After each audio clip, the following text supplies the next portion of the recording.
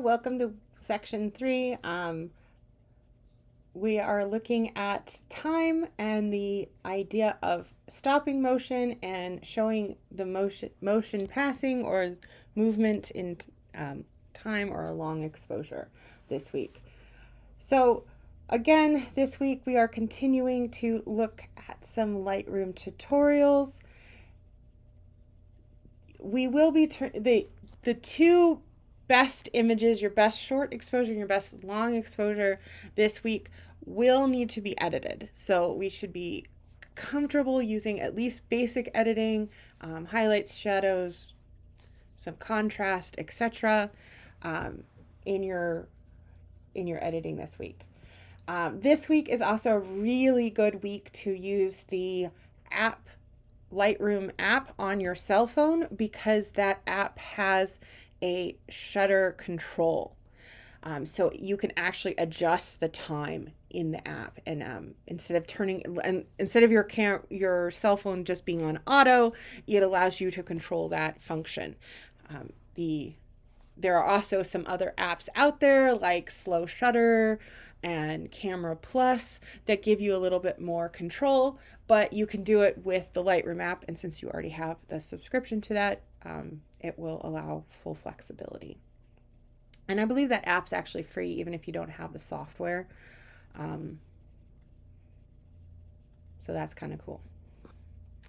So then you have your other links and tutorial pages as usual. This is just it's out of an old textbook, but it gives you a general idea of how to stop motion if you are parallel to an object. So if, say, there's someone walking on a road 25 feet in front of you, a speed of 1/125th should stop their walking. If they're sprinting, maybe 1/500th. If it's a speeding car, 1/1000th. An airplane is never going to probably be 20 feet from you while moving, so that's much faster. As you'll see, as it's farther away from you, it takes less time to actually stop that motion. So, or more time. Anyway, that's just a small guide to give you a rough estimate. Now, I will say this now. Please don't use speeding cars as your subject matter for this assignment, because 99% of the time, if you stop a car driving through an intersection, it will just look like a parked car. So it's not going to be a really exceptional option to illustrate what this concept can do. Yes, it technically works and it technically fits in the assignment, but it's kind of mundane and it's been done 1,000 times. Now, if you happen to be going to a NASCAR race and you pan photograph those cars zipping past you and you get the motion blur, that could be really interesting. So just as a thought, try to avoid things that will just look like they're stopped and not in motion when you're photographing for this assignment.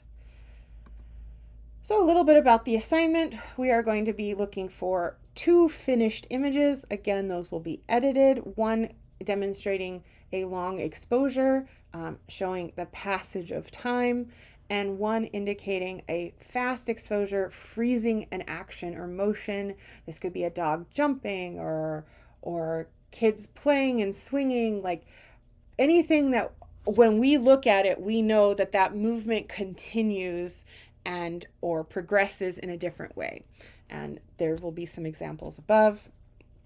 These should be 2 separate images. You're, again, very unlikely to find a subject matter that looks or really shows off short exposure and long exposure to the best of its ability in the same image type. So why even bother? Unless you just want to challenge yourself more. Just go ahead and focus on images that look really neat with long exposures. These could be like waterfalls, and when they have the long exposures and the water gets really gauzy looking, or in the short exposures, stopping action, sports. if you're going to do sports, be aware that most of the time you need to be outside when these are happening. So like indoor games aren't necessarily lit well enough for the camera to capture a short enough exposure. There just might not be enough available light. So you're going to do that. This module also has an extra credit assignment. It's your second and pretty much last extra credit option in the class. However, you'll notice that its due date is substantially later than the time assignment. You basically have until I think the second to last week of classes to get this assignment done. And that's because it's star photography or night photography. And when you're photographing stars, you have to have a lot of conditions correct. You need no clouds, you need no moon, depending on it. If you're going to do Milky Way photography, you need the Milky Way in the right aspect of the sky.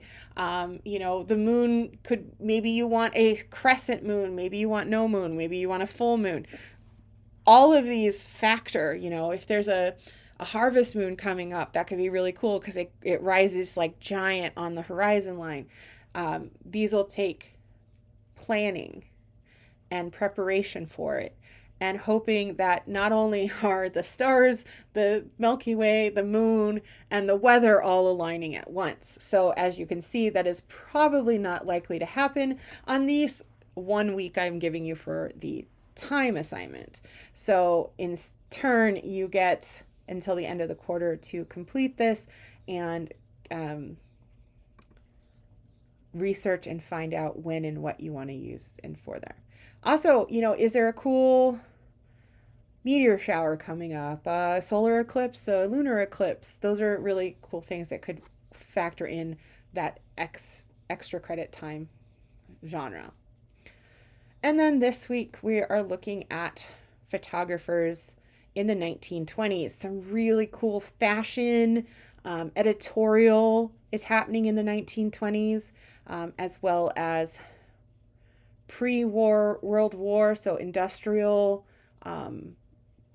Lots of cool stuff happening in the 1920s, and a lot of it, of course, is photographed and documented, including some of early, like Ansel Adams' work for national parks and so on. So really interested to see who you guys pick, and I look forward to seeing your photos and reading your artist write-ups. I'll check in with you next week. Bye.